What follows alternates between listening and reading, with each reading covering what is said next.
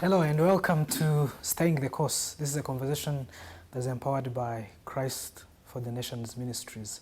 Today, I'm your host, I'm Vitan Muvunyi, and I am with two guests and one other person that I will be interviewing, but who is not really a guest, Dr. Norman Paul Desire. I'm going to let him greet you and also welcome our guests. Dr. Norman, welcome back. Thank you, Vital. Welcome again, those that have been hearing us for some time, and want to welcome our wonderful papas, the ministers of the gospel. We have Pastor Robert Wells, welcome to Rwanda. Thank you. Pastor Ed, welcome to Rwanda. Thank you. So viewers, we are very happy to host, as I always say, these are seasonal leaders that would like to hear from them. Thank you, Vital. Yes, we are going to be talking about leadership. We're going to be talking about building leaders. And this is very important for you because whether you know it or not, you are actually a leader. God created you to be a leader. And you understand why you need to be built.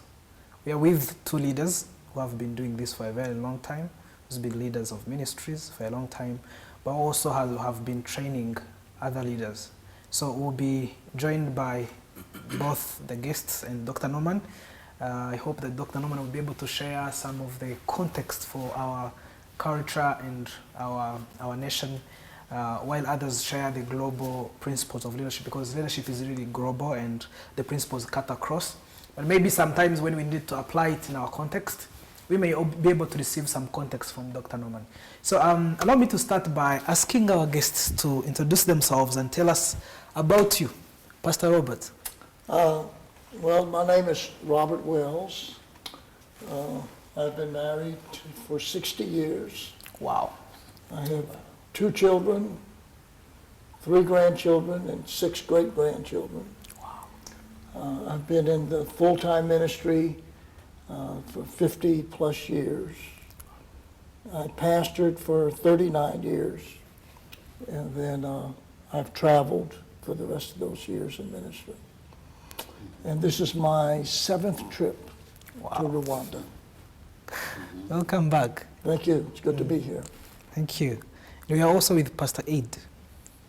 Welcome, sir. Thank you. It's good to be here. Ed Huey from the great state of Arkansas. Been married 49 years, obviously a little younger than my companion here. Have a beautiful, precious wife, 2 wonderful sons, 6 great, well, they're not great-grandchildren, but they're pretty great grandchildren. They're the love of our lives. And so I've been in ministry since Bible school, predominantly, pastored, served on staff. I've traveled in itinerant ministry, and for the past 20 years I've been traveling to different nations, ministering to leaders. So, Is it your first time here? my first time in Rwanda, yes. Wow.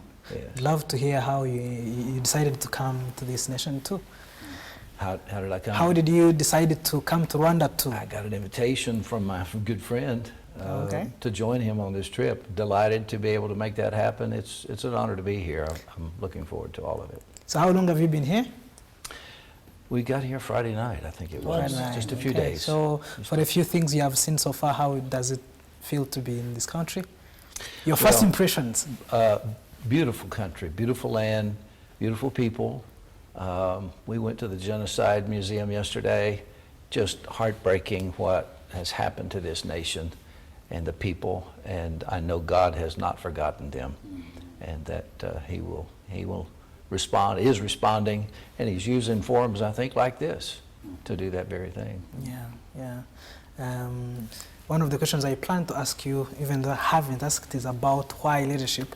And now that you just mentioned genocide, I'm already answering myself, but before I go to that, let me come back to Pastor Robert. 7th time to come to Rwanda, and you travel in many other nations. One might be curious to know why 7 times? You could have visited once and said, I'm never coming back to this place. What did you find in this place that is interesting or that makes you keep coming? One of the reasons that I think I keep coming back is because I find that the the congregation, the people that we minister to, I find that they're so receptive. They're taking notes all the time. And not every nation I go to, they do that. But they're just continually, they've got pages and pages and pages of notes. So they're hungry for something. They're hungry for the Word. And I find that Rwanda, the people are very respectful. And I just love and appreciate that. And the kindred spirit that you feel. And so it just makes you want to come back. So again, I've been here 7 times, and we'll be here next year, Lord willing. It'll be 8th time, and then 9th time. And, always welcome. For the next 10, 15 years, until I'm 100 years old, I guess, that I'd be in Rwanda, because it's just I love the people. I just Dr. Darman, I met him 15 years ago, I guess, 16, 17 years ago.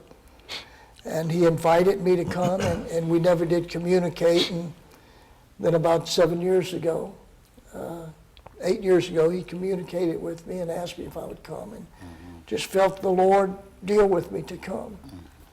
And I came by myself that year.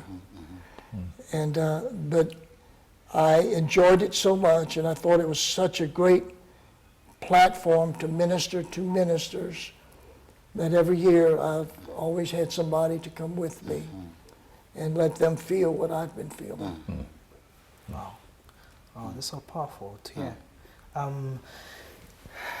Before I get excited about Rwanda and how we enjoy, if you've been here, you've seen, I don't know if it's just about Rwanda, but I think it's Africans in general. There's a way that welcoming guests, having guests is very exciting. I don't even know if it is just Africans, but I think it's a worldwide practice, but especially more for traditional societies than the modern ones, I guess. Having guests is always exciting. Yeah, so I've watched a few videos of yours, I think of last year or probably 2 years ago. As I was saying, Dr. Norman gave us some videos to edit, and you were teaching about excellence. Yeah. Now you'll be teaching about leadership. One would ask themselves why, for so many things that you could teach about, that you could talk about from Bible, the Bible is, touches every side of life. There are so many things to cover. Why leadership? Well, Leadership's important. It's important in the church. If you a leader, so many times people gets the definition of a leader wrong. We understand, a leader is leader, somebody that leads. But the main reason I believe that you should be a leader is you should lead others. I think it's scriptural. I think it's biblical. The Apostle Paul told Timothy, in 2 Timothy, he said, I've invested my life in you. So Paul was a leader to Timothy. I've invested my life in you. Now I want you to go out there, invest your life in someone else. So the subject of leadership is very important, because it's even this week we're investing. We've invested our time. We've invested our resources. We're investing into other leaders. That the other leaders will go out and invest to other leaders. And it just keeps on building leaders upon leaders upon leaders. And so in this day and hour, I think it's very important that we understand what leadership is about. I'm going to be teaching this week. I want to start off this week, tomorrow, teaching about the things that leadership costs us. It's not free. It costs us sometimes relationships, and because we have to make hard decisions on what we do. And so in a setting like this, we'll have 100 leaders there tomorrow. In a setting like this, we'll be able to just talk heart to heart You know, I'm no better than they are, and they're no better than I am. So I'll just talk heart to heart and just get down to brass tacks, you know, hey, leadership is tough. You know, if you want that title of being a leader, you're going to have to go through some stuff to be a leader. But our main object this week is that we can invest in 100 leaders, and they can invest into 100 leaders. Wow.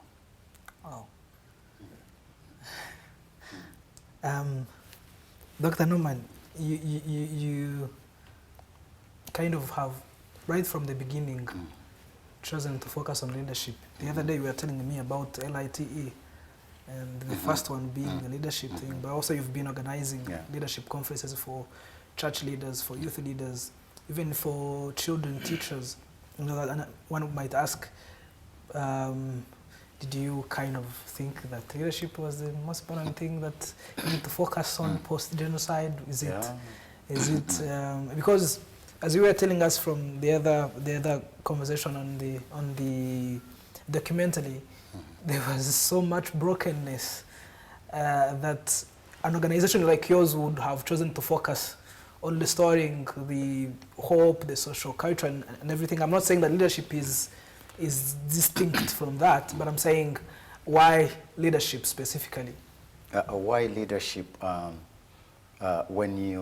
When we moved into Rwanda, 1995, I realized that all systems were broken because of leadership, both political, social, and economic. All structures were destroyed or affected by leadership.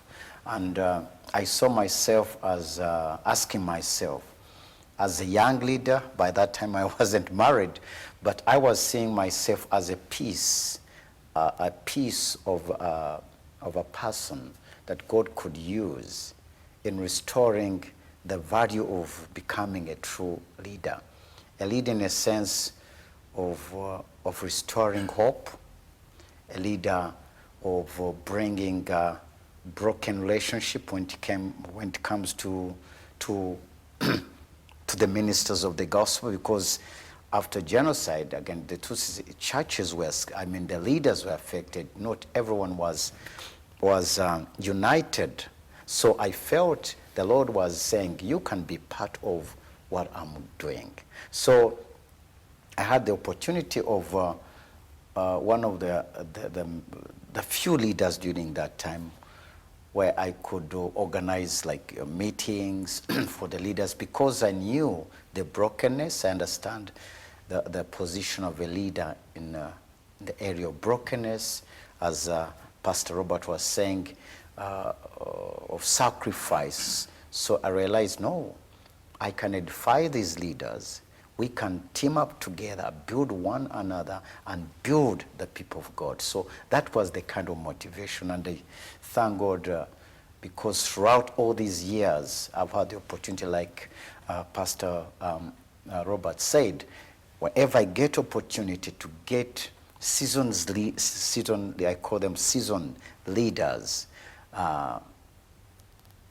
leaders that have something to offer, I say, come, equip my people. So that is the main motivation for that. Yeah. Well, what do you think is the biggest challenge with leadership worldwide, and maybe particularly in Rwanda? What do you think is the biggest thing that we're missing? One of the missing link in leadership in Rwanda is that throughout the years, I realized that a leader, a point where they feel alone, they need encouragement. Another missing link is to know how. What are the principles of leadership? Many of us, after 95, everyone moved into leadership, but many of us, or many, had never had any like mentorship and learning about biblical leadership, and so everyone was into that. And that, I think, affected the effectiveness of leaders. So there's this kind of gap of not only understanding the Bible, but what does the Bible speak about you as a leader? So that gap of understanding what true biblical leadership is and how I can lead, how can I deal with people and all that. So those are the missing points. Like most in African church today, we preach a lot, we do all the kind of thing, but we don't have the basics of understand how I can lead, how I can relate with people, the points of accountability, teamwork, and all that. So those are some of the missing points that we see in the African church, but also in Rwanda. But we thank God because we are beginning to understand, people are beginning to understand the benefits, the impact. Once a leader is trained and empowered, then they can empower other people that they lead. Wow. Yeah. That's awesome. Pastor Ed, I was just checking on what you do on internet, just generally, and that's where it's where I got there. Earlier I mentioned your two famous teachings, because as soon as I started researching about your name, the two famous teachings. There's popped only up. two? No, there are so many, but the two are said to be famous, actually. The two are said to be famous. The benefits of a believer, 7 benefits, Okay, and the big 5. yes. So they are the ones that they told me they are very, very famous. But I also got to see that you're leading Echo Ministries Mhm. and Harvest Time Church or something. That's where I attend church. Mhm. And I wanted to ask this. You travel around the world. You have been a leader. You just mentioned that you've been leading your family for 49 years, so you have so much experience and leadership lessons you've learned from your personal experience, but also from what you have observed around the world as you travel around. Why is it important to talk about leadership? Why is it important to teach about leadership? Why is it important to build leaders? Because some people will say, and this is a classical famous saying, it's a classical, they say, is it taught, is it born, is it learned? Yeah. And others will say leadership is caught, not taught. But why do we need to build leaders? Well, in the absence of leaders, you have chaos. That's what's happened to this country and a number of other countries around the world. And I don't just mean people positioned with titles in an office somewhere, politically, ministerially, or whatever. If you don't have the right person to call the anointed, the ordained of God person, you're going to find chaos. And one thing that I want to just kind of back up a little bit but tie into this, I noticed as we were traveling in the city yesterday that the immaculate care of the trees, all of them lined up in the median, and the streets are incredibly clean for such a large city. The bushes are trimmed, the flowers are beautiful, it's all well cared for, which tells me somebody's bringing order to what used to be chaotic. So I see a visual, a prophetic picture actually, that somebody, I don't know who's responsible, but somebody is bringing order to the city. And I pray that your political leaders as well are, because they play a role in this, of course, the good of a nation. And I was talking to Pastor Robert earlier, a young man asked me, I preached to a friend of mine, he was not able to be there, so his associate took me to lunch. And he asked me the question, what is the greatest leadership challenge? And without even thinking, I didn't even study it, and I hadn't even concluded that until then, I said, arrogance. Because now we are titled, we have a position, we have notoriety, and we're just not good at being humble when God has gifted us with the grace of ministering and reaching to people. So I also pondered this word leadership, and this is a part of our conversation as well. If you look, you'll find 5 or 6 times in the Bible the word leader, only 5 or 6 times. In the New Testament, there's only one reference, and it's when Jesus said, the blind leaders of the blind both will fall into the ditch. That's not a complimentary word for the word leader. So what does that mean for us? Well, we need to research how many times the word servant or a derivative is in the Bible. It's about 900 times. So if we will learn how to be servants, the leadership will take over. And yes, we talk leadership, we use that verbiage. I understand, I get that, because that's what people connect to. But truly, aren't we all servants?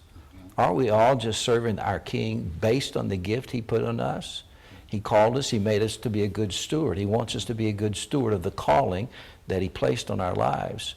So if I'll do my part, and each of us successively does our part, and we serve Jesus and we serve Jesus as people, then things are going to happen in a significant way. But I think we have to trim our egos down, because we really like titles, we like status, we like visual, look at me, look what I've accomplished, but man, it's all by the grace of God. Isn't that what you said the other day? By the grace of God, we are who we are. Paul said, I am only what I am by the grace of God. And if anybody had rights to brag, it would be the Apostle Paul. So I think leadership is overrated in that sense, but servanthood is underrated when we understand that's the foundation of being a good leader. So. Wow. There's always a struggle between the two interpretation of the Bible. I mean, it's much easier for people to talk about being a servant and being a leader publicly when pastors are preaching and all that. And somehow when these pastors, if you've been to Africa many times, one of the greatest, critique of leadership is about how as pastors we go preach to people. We tell them we are your servants and all that, but before they know it, we are asking them to carry our shoes, carry our handkerchiefs and everything and all that. And then the struggle becomes, is servant leadership really possible and practical, or was it just something that Jesus did and no one else has ever been able to do? So rephrase your question to me, please. The question is it possible to be a servant when you are a leader? Or is it a concept that just brought forth, just like he said, a camel going through the eye of the needle or something like that? Is it something that is practically possible? That's one of the questions that so many people ask themselves, because the concept of being a servant when you're a leader is brought forth by Christians, okay? Yeah. They're the ones that teach about leadership in that kind of aspect. And yet, they are the ones who lead us and talk about that publicly, but then before we know it, they're asking us to do. So we get a point when we ask ourselves, is this concept of being a servant of a leader possible? Is it something that Jesus brought forth, and maybe he himself was able to do it, but the rest of us can just, live with the reality? Great question, but can we not? Isn't Jesus our pattern? Isn't he our example? He disrobed himself and he knelt down. He began washing the disciples' feet one by one. He was the main leader. He was the leader, the Son of God. He was the Messiah, but he humbled himself to prove to them that this is what he told them to do. You got to serve each other.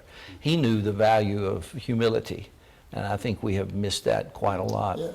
Can I segue just a little bit, but on this point, can I tell you a story? Sure. It's back in the 2nd century, and a rabbi named Akiva, he had written in the Talmud and some of the other Mishnahs, some of the other Jewish writings, and he was leaving the synagogue and was on his way home near the Sea of Galilee, and he was worshiping, he was meditating, he was just thanking God and kind of lost in himself in the tranquility of his walk.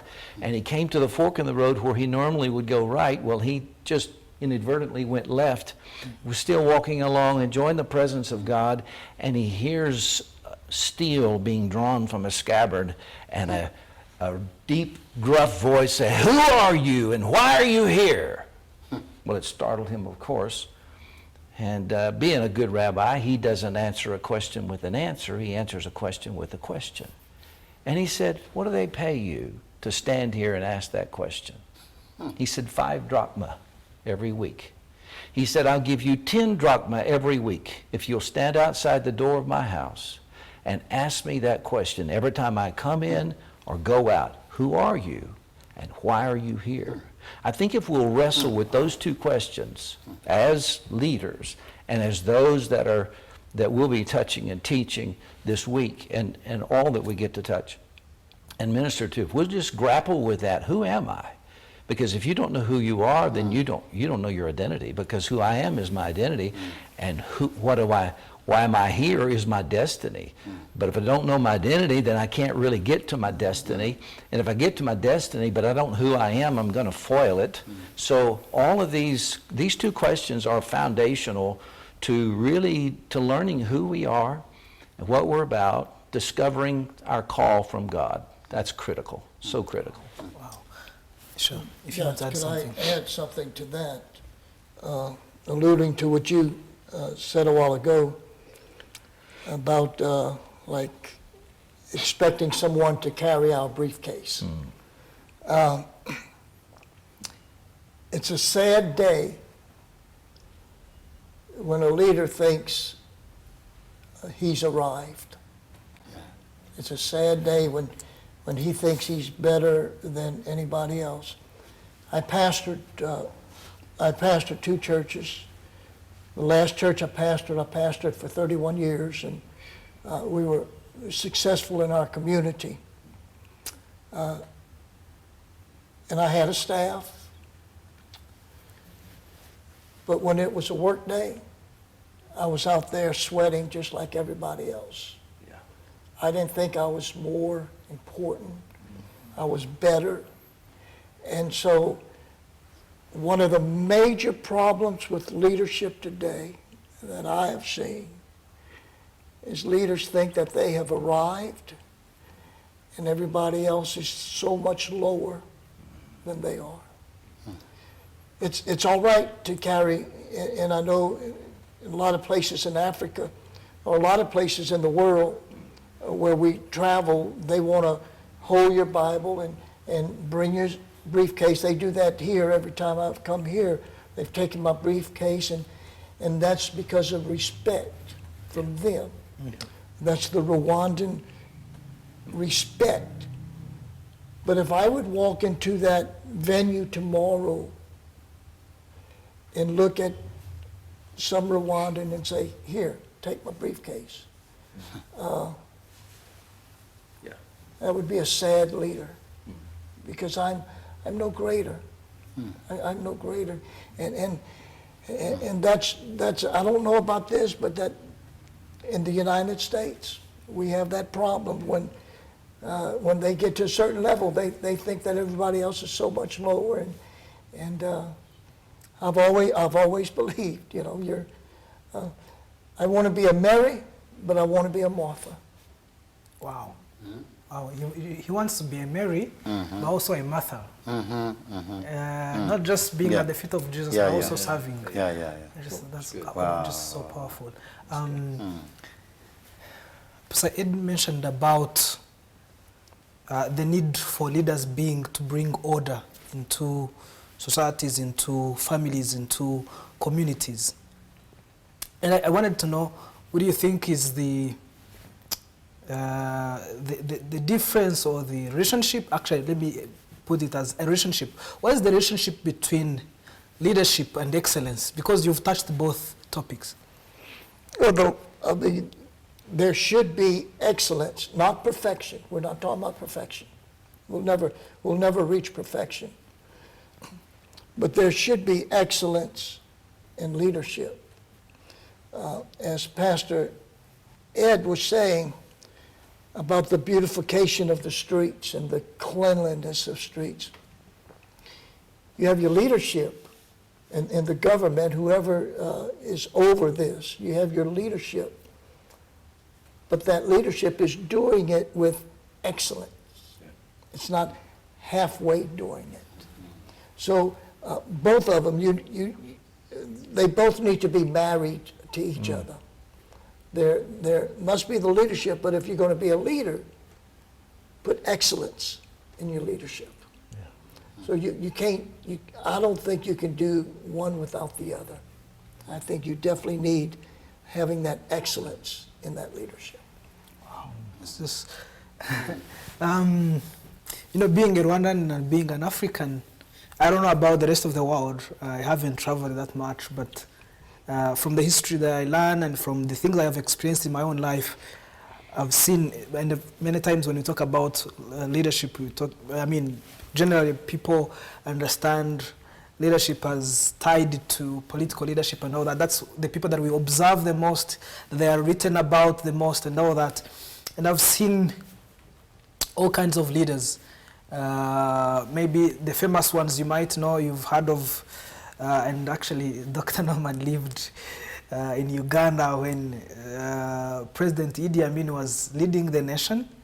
And at the same time, there was also another president, you might know him, in Tanzania, who was doing miracles, was doing great things. So in Uganda, Idi Amin was messing up the country. And in Tanzania, Mwalimu Julius was doing great things. And I kind of think that for a person to reach to that level of leadership, there is a lot that, I mean, there is gifting, the side of gifting and talents must have been, you know, worked on for somebody to reach that kind of. So many times we think of leadership and we think of, you know, gifts of public speaking, gifts of bringing order, gifts, talent. But earlier when Dr. Norman was talking, he mentioned about biblical leadership, which I think, in my opinion, it brings in the ethical side. And sometimes the ethical side is what you learn at the feet, as Pastor Robert was talking about. But it's also about how you observe other people do it. How you, he mentioned about mentorship. So this round of question, I want to focus on mentorship and leadership. And maybe if we would start with, let's start with Dr. Norman, since he's the one that mentioned about mentorship. What do you think is the relationship between mentorship and leadership? And why is mentorship, if you think so, why would mentorship be important in leadership? Well, I see Jesus Christ as the best example. Jesus called them that they may be with him, and they prayed with him, and they began to see him, and they said, what can I do? Teach us how to pray. So we see Jesus Christ drawing all these disciples towards him, not just to see him, but also to learn from him. So I see a leader does not go far from the people that they lead. There's that kind of attraction, relational. And that relational comes to a stage of impartation. I believe mentorship is not just to come and see, but also it's impartation. So a leader who does not impart his life, his life, give out his time, I think there's a problem. We don't lead through distance. I believe Jesus Christ was close to people. But how about today? Today, leaders lead from, let's say, pulpits. They don't come closer to the people. They don't listen. So I see it as one of the powerful, as Pastor Robert yesterday was telling us about the young pastor, the current pastor who is pastoring a church. And he was telling us, I think he will tell us more in practical, where this was still a young man, but now he leads. He couldn't, that young person during that time, I believe Pastor Robert was seeing beyond, far from what he was saying in this young man. So he had to discern, put his time, his energy into his life, impartation. I think every leader must see beyond what we see today in the people they lead, because you envision for tomorrow. So that gap must be bridged. And that's the point that African leaders, or I speak on the area of Christian leadership, we have failed that. We don't think about succession. We don't talk about mentorship, because you say, well, if I mentor this person, if I train, then they will succeed. You don't see what? The benefits of imparting your life into somebody that he can be better, greater than you, but we are so moved by jealousy and all that. So it's something that is important in the Christian today. Pastor Eddie, all leaders that end up leading people, on the gift side, on the talent side, they are talented, they are gifted. Hitler was one of the greatest speakers. He would speak like with passion for the few videos that I saw. But the ethical side was very much lacking. that he destroyed Europe, he destroyed the entire world. The examples I was giving about one leader in Tanzania and another leader in Uganda at the same time, because our viewers may be able to relate, I think the difference wasn't in terms of the gifting and the talent. I think the difference was in terms of ethical understanding or the moral side of things. So I want to ask this. What does the Bible have to offer? Because earlier, Dr. Norman mentioned biblical leadership. There are so many models of leadership. But what does the Bible offer that is different from the rest of other models? Why would I have probably studied leadership at school in different other kinds of models and still want to come and learn about biblical leadership? If it's successful in the secular world, it probably, maybe I should say emphatically, it will have biblical foundation. There are businesses and business people who aren't necessarily Christian, and they're certainly not promoting Christianity, but their businesses are hugely successful, but it's because they're following principles from this book. They may not know it, but if there's plenty of principles in here, and if we operate by those ethically, then we will do well.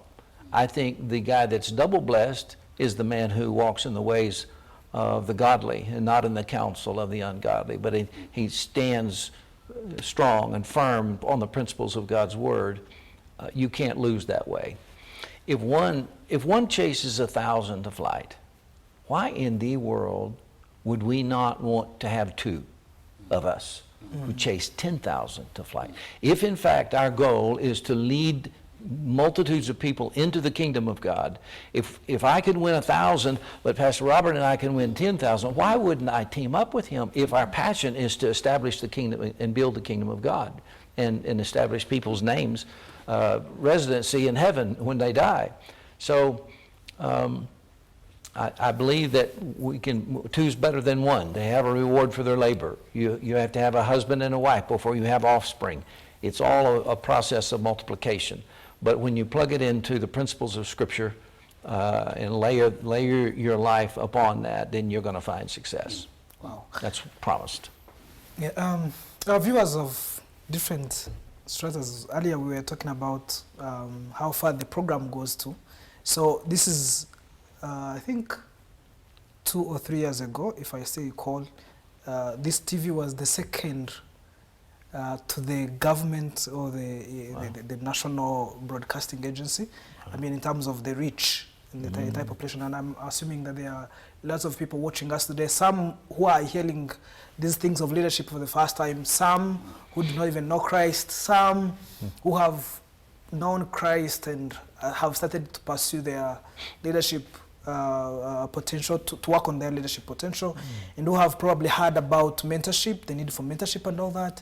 And they might be asking themselves, how do I prepare myself better as a mentee? What do I look for in a mentor? And maybe if I may ask, if you would share with us a few things about mentorship, and maybe let me put it this way.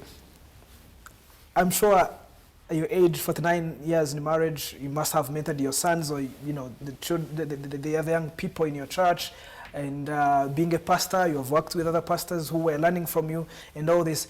If you were the one to look for a mentee, what would you look for in a mentee that would make you feel like I am going to now invest some time into this person to reach their God-given talents? Because I'm assuming that, you must be guarding your time very carefully and wouldn't just, have anybody. So if someone was preparing themselves, having heard about mentorship and trying to make sure that I am ready to be mentored, what should I work on?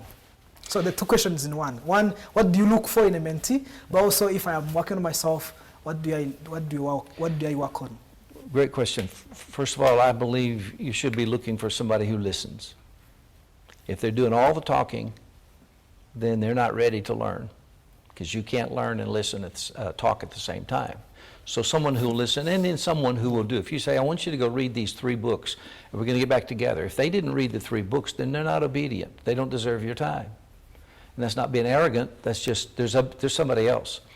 On the other point, I really believe that the relationship of a mentor and a protege, or a mentoree as you say,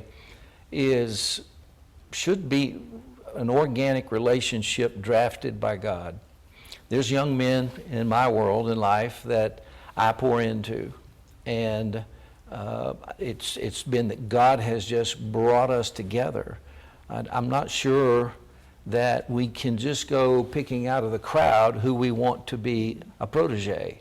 I believe it should be a God-ordained relationship. God sent Moses' brother Aaron. That had a relational, and of course Aaron became the high priest, and then his two sons were serving in the priesthood as well. And so I believe when it comes to looking for people you can pour into, that it's an Elijah passing his mantle on Elisha, walking by and seeing what he will do. And when he burned the plow and pursued him, then he knew he had somebody he could pour into with trust. So again, I believe that it's God ordained, should be organic, it should be natural, and God has somebody for everybody, but not everybody is in my world. Quick analogy, Jesus had the multitude that he ministered to, he had the 70 that he sent out, he had the 12. And then he had 3 out of those 12 that were close to him, but out of those 3 there was John the Beloved. He was the one. So I illustrate that statement like this: not everybody in your sphere belongs in the inner circle. So the guys that I'll spend hours with, I don't spend that kind of time with people in the 70 or the multitude. That doesn't discount them. They're very important. For me, they just don't belong here. Not everybody deserves a front row seat of your life. They may belong in Pastor Robert's sphere, or they may belong in someone else's. I'm not saying they shouldn't be somewhere, but in my world, you've got to draw lines, and I don't like the word boundaries, but you do have to draw those lines and say, this is where I know I'm good. My sweet spot is here with these here, and I can manage this and this, but my real effectiveness is right here with these men right here. Wow. Can I say something? Sure. I want to say something very thought-provoking. A mentor has to understand that he's an example to the mentee. You can have your protege, the very one that you're training and raising up, possibly to be a new leader in the ministry. You can talk to him all you want, but you have to know, if you're a mentor, they're watching your everyday life. Mm-hmm. They're watching your attitude, your characteristics. They're watching what you say. And so it's very, very important that as leaders, as mentors, that we live a life of humility. If we're going to train, if we're going to mentor people, we better make sure that we're living in excellence. Yeah. Because they're watching us. They're watching us. Yeah. I don't pastor. I go to a church, and my pastor is a young man that we raised in the church since he was 4 years old. And he is my pastor now. And we love him to death. Great, great guy. But he's always referring back to me and things I've done years ago. And he'll say, I watched Pastor Wells do this, and the way he did it. And so we have to understand, we're a walking book. Yeah. And our mentee is going to read us. So if you're a pastor out there, if you're a leader with some mentees, I want to encourage you, walk a little plainer, because they're watching us. Wow. Amen. We're coming to the end of our conversation, and this is going to be the final question. It's not going to be about leadership. It's just out of my personal curiosity and also about our community as Rwandans in particular. And I will be asking 2 questions that will go to all of you. One is, at your age, from what I gather, Norman might be the youngest and he's already 60. For someone of my age, who just gave them their lives to Christ, who was given their lives to Christ a few years ago, because I'm not that old to say that it's a long time ago. It's just a few years ago. And you're challenged when you see people of your age still serving, still traveling. Pastor Robert was saying that even when I'm 100, I will still be, I will still be serving. And one of the questions that linger in our minds is, will I be able to do that? That's if you want to do it anyway. But what makes somebody at that age, instead of retiring and, you know, take care of grandchildren and great-grandchildren, still want to go and serve people that they don't even know in all these other places? I was asking the same questions behind the camera, but today he will be answering it publicly. At his age, you know, maybe somebody would be, you know, thinking of retirement and how am I going to do this and play some games and all kinds of things. I'm not saying that playing games is a problem, but one question that I'm trying to get from all that is, what keeps you do this? The last question will be, there's an ongoing crisis in Rwanda with families. All institutions are, you know, waking up to this fact, but it's already been going the wrong direction for the past 7 years, because the numbers grew from less than 3,000 divorces in 2017 to over 19,000. Now remember, our community is a very small community. We are only 14 plus million population. That tells you we are about probably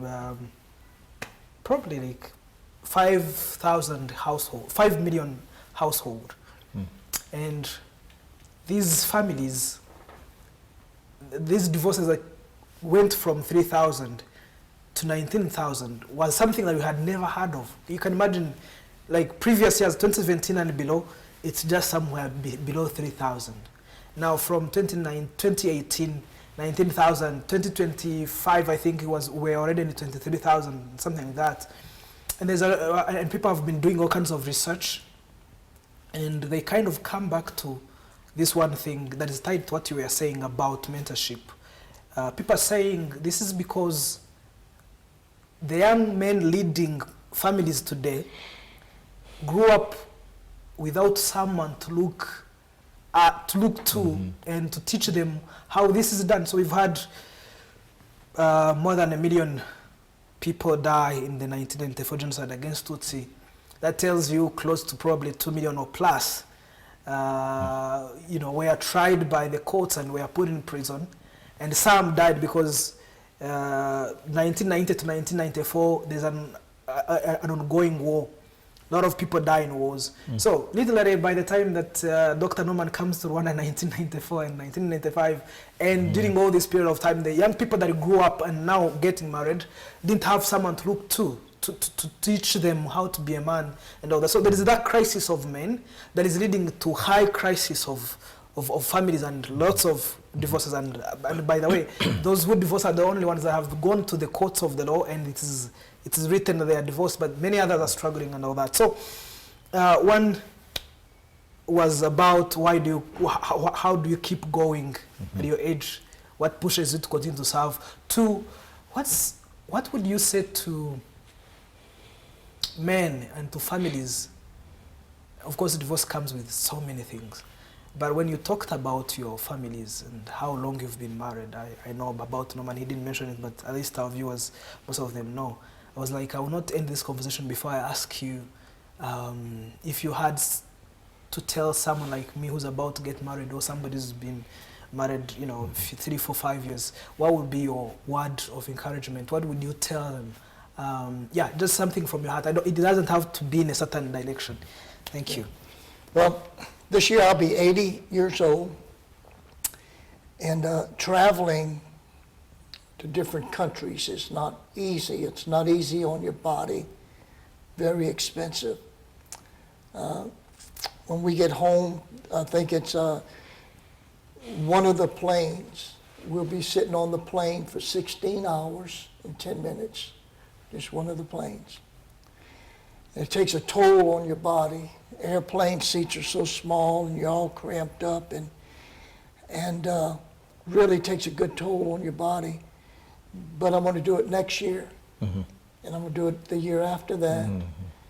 I've always asked the Lord, this is my prayer, let me do what I'm doing till at least I'm 90 years old. And the reason for that is called passion.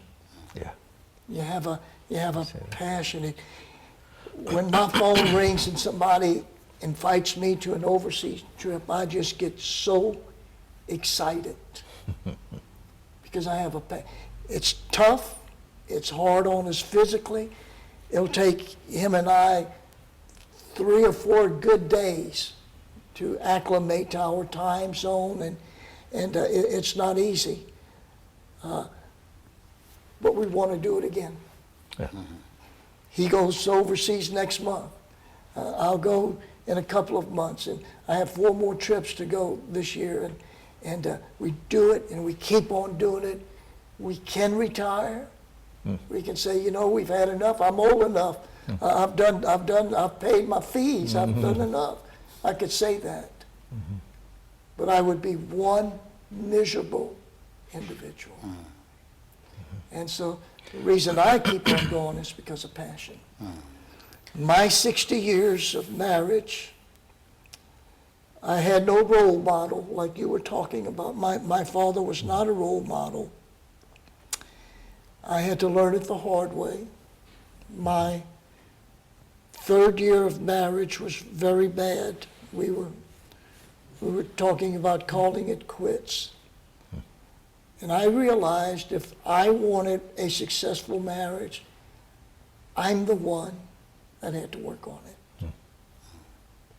We always blame the spouse, the other spouse. We blame the jobs. We blame this, and we blame everything for not having a great marriage. When we need to look in the mirror, Yes. we need to blame ourselves. And say, hey, you know, if you want this to work, you better change. You cannot change your spouse. Right. The more you try to change your spouse, the worse your marriage is going to be. Yeah. You cannot change your spouse.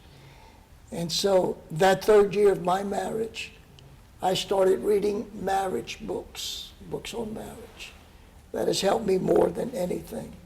And then every opportunity I had, I would go to a marriage seminar somewhere, and then I'd start studying up on marriage. And we've just 60 years, we're still in love. Still in love. Yes. Sorry to get 2 books you would recommend me, so that the next time when you come, I'll tell you that I've finished about marriage.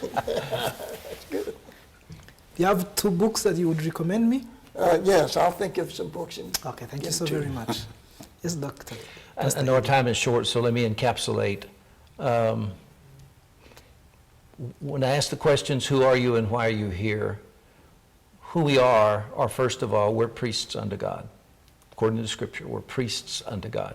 The priest represented the people to God. As a parent, and I know we're talking about the next generation, but as a parent, the parent must represent their children to God. The priest offered sacrifices for the people in the Old Testament. Similarly, we must represent them. Lord, I bring my sons to you, Matt and Micah, and every day I call my grandbabies' names, my sons and their wives' names, my wife. I call their names every day. I am like a priest. I present them to God. The second thing we've got to be is like prophets, which represent God to the people. In that way, we are teaching them the word. We're modeling what God has taught us, the principles that we know to live by. We are being prophetic. We're like not telling people their future, but representing God to our families, our proteges. It goes both ways. So I think we got to start over, but I think the key, and we chatted about this earlier, I really believe the key is we got to have God's help on this. We can talk about this and do all we can do, but if we don't have divine intervention and some type of an Acts 2:4 experience, we don't have an outpouring of the Spirit of God on this planet, it's going to be uglier and uglier. So we're crying out for a third great awakening, I am, believing God to plaster the globe with His presence, as Habakkuk says, to cover the earth with the knowledge of the glory of the Lord as the waters cover the sea. And then to your point about why do we still do what we do, I think of the scripture where Jesus looked at His disciples and said, are you going to leave me too? Remember, a bunch of them left. Are you going to leave me too? And they said, Lord, where will we go? My answer to you is, I have no other desire to do anything. There's no plan B. This is what I do. This is I love this. Not only do I get excited about the opportunity, in fact, I adjusted next month's schedule because I was already committed, and I adjusted it so I could be here with him. I'm delighted. I'm honored he would ask me. It's truly an honor. But I believe that we have to find our place, fill our place, and let God just lead us in the process of whenever it's time to wrap it up. He knows how to help us gather it, like He did David. He pulled his knees up under him, fulfilled his purposes on earth, was gathered to his fathers. So I just want to be there doing whatever He calls me to do till it's over. I've got incredible relationships around the world. That's why you go. You got people you love. Just like Brother Robert, he's found a favor here. And when we go places, we always fall in love with people. God's people. It's our family. So. Wow, thank you so very much. Thank you. I think mine is 3. I think what keeps us and keeps me is exactly what Pastor Ed said. Who are you? Do you know who you are and why you are there? So that, and I think that was my motivation, even writing the book or staying the course. So many questions were saying, no man, for these years, what keeps going? That's it. Because when you discover who you are, your identity in Christ, what God has called you to do and become to God's people, that keeps you on their course. And about the families, I think Pastor Robert says it well. You actually wrote your love story in the book. Yeah, the love story. We did not grow up. I had no model of a father. But when I was praying during that time before I met my wife, I said, God, I want to be the best husband. I know not my strength, but I want to be a good father. And I think, as Pastor Ed was saying, you can never do it by yourself. During our time, we didn't have all these books which you have today on marriage. We just struggle and navigate all your life. But when you pray for the right spouse, God gives you the right one. And I thank God for my wife. She's patient, still patient with me. And I never change. Pastor Robert says, you don't try to change her, neither will change you, but you see them as God's gift. To the children, I think a father needs to, as I like the area of priesthood, every day I mention my children in prayer. So that one is also, I've seen it, God working through them. So I encourage everyone, as priests in the house, you don't change your children, it's God who changes them. Just become a model, listen to them. And mind, the last one is in the teen, grace. There's a moment when they begin to challenge you, see them as children, but still God gives you the grace to keep on going. Yeah. Great. Thank you. Thank you so much, all of you. Thank you. It's been a joy for me and an honor. I wish we had more time because I could ask about leadership, I could ask about ministry, I could ask about family. Those 3 I'm very passionate about. I love to learn so much about the 3.